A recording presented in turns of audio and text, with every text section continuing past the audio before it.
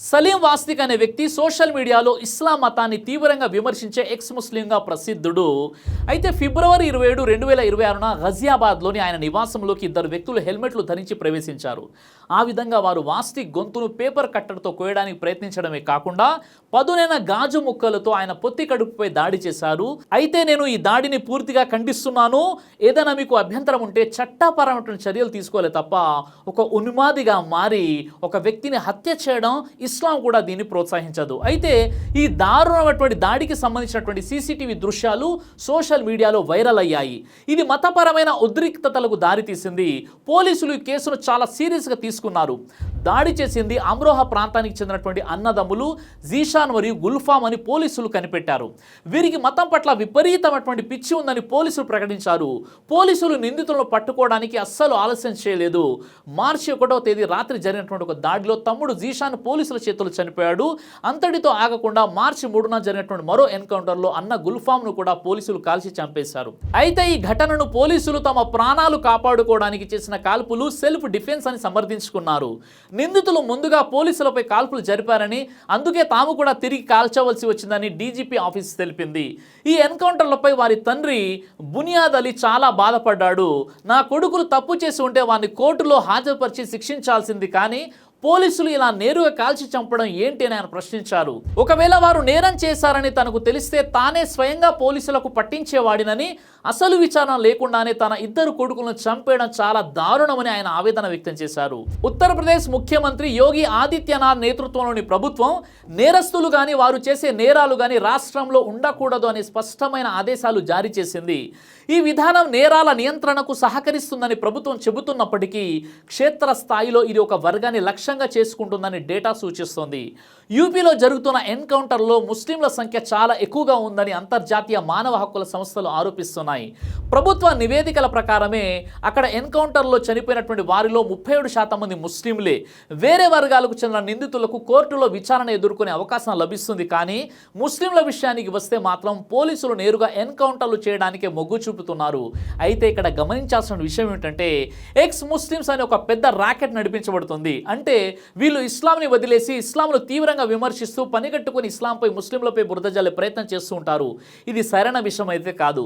నీకు ఇస్లాం నచ్చినట్లయితే వదిలేసి ఇతర మతాన్ని చక్కగా ఆచరించుకో, అభ్యంతరం లేదు, కానీ ఒక మతాన్ని టార్గెట్ చేసుకోవడం మాత్రం చాలా పెద్ద తప్పు. అలాంటి ఎంతోమంది హిందువులు కూడా ఇస్లాం స్వీకరించి ముస్లింలుగా మారుతున్నారు, కానీ వారు ఎక్కడ కూడా ఎక్స్ హిందూ అని దుష్ప్రచారాన్ని మొదలు పెట్టట్లేదు. ఎందుకంటే ఇస్లాం అలా చెప్పదు కాబట్టి.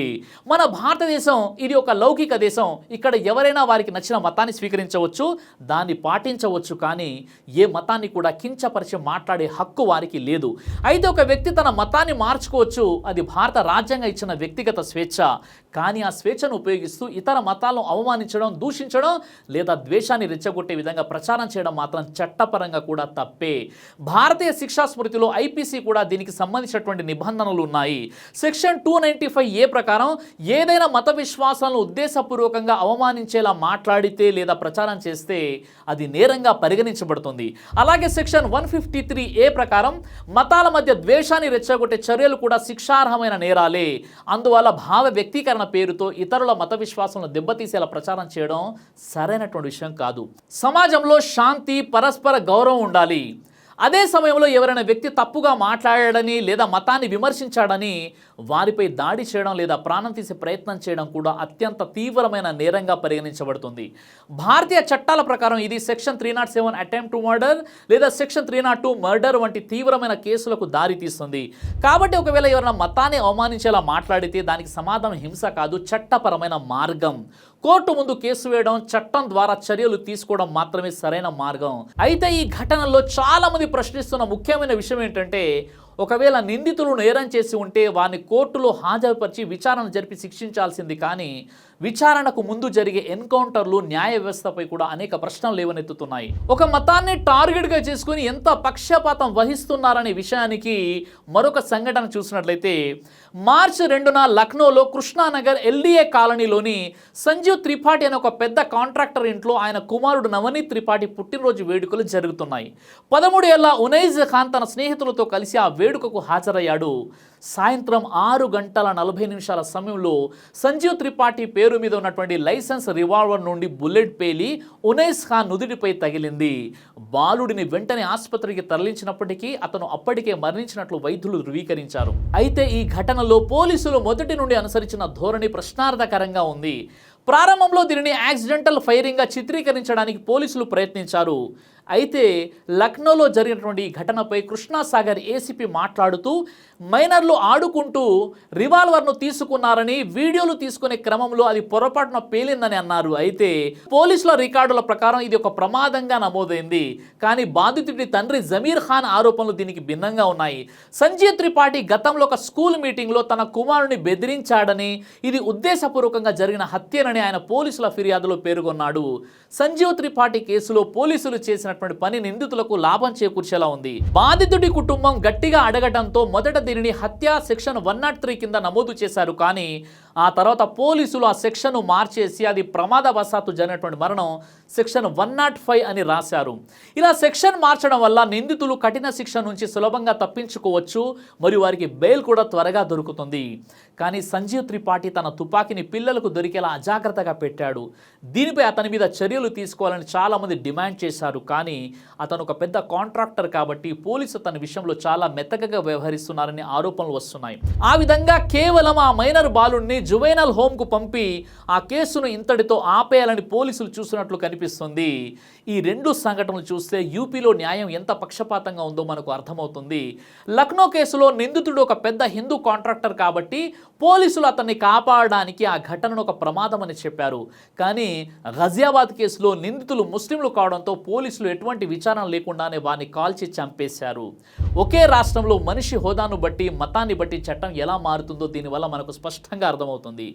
భారత రాజ్యాంగంలోని ఆర్టికల్ 21 ప్రకారం ప్రతి వ్యక్తికి జీవించే హక్కు ఉంది. చట్టపరమైన ప్రక్రియ లేకుండా ఏ వ్యక్తి యొక్క ప్రాణాన్ని తీసే అధికారం రాజ్యానికి లేదు. అయితే ఉత్తరప్రదేశ్లో జరుగుతున్న ఎన్కౌంటర్లు రాజ్యాంగ స్ఫూర్తికి విరుద్ధంగా ఉన్నాయని అలహాబాద్ హైకోర్టు సైతం హెచ్చరించింది. సంజీవ్ త్రిపాఠి కేసులో చట్టం సుదీర్ఘమైనటువంటి సహనంతో కూడిన ప్రక్రియను అనుసరిస్తుండగా జీషాన్ మరియు గుల్ఫాన్ల విషయంలో చట్టం తుపాకీ గొట్టం ద్వారా తక్షణ తీర్పును వెలువరించింది. ఈ రెండు సంఘటనల ద్వారా ప్రజల్లో వెళ్తున్న సంకేతం ప్రమాదకరమైనటువంటిది.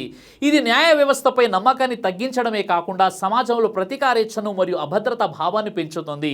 చివరిగా ఉనైస్ ఖాన్ వంటి చిన్న పిల్లలైనా లేదా జీషాన్ వంటి యువకులైనా ప్రాణాలు కోల్పోతే అది మానవత్వానికే పెద్ద నష్టం.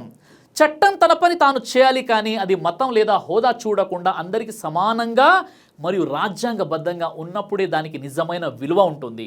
నేరస్తుల పట్ల ప్రభుత్వం చూపిస్తున్న కఠినత్వం పోలీసు వ్యవస్థలో ఉన్న వివక్షను, తేడాలను తొలగించడంలో కూడా చూపించాల్సినటువంటి అవసరం ఉంది. ఈ విషయంలో మీ అభిప్రాయం ఏంటి? కామెంట్ ద్వారా తెలియచేయండి. జై హింద్.